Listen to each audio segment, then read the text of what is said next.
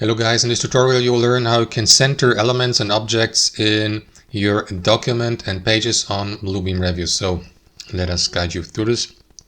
So guys, in the first step, navigate to your document on Bluebeam Revu. I will go with this example document here. Click into thumbnails on the left hand side and select the page of your document to edit it.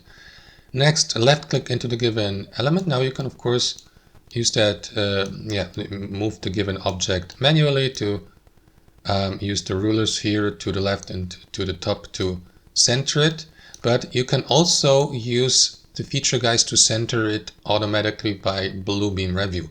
To do that, right click into it, hover your mouse over alignment and choose the lowermost option, which is center in document, and that is going to position the entire text box in your document. Now as you can see, the text is in the top left corner of the text box. So what if you'd like to position the text without the text box in the center? Well, in this case, you would need to center the text inside the text box first. You can do that by using the auto size feature.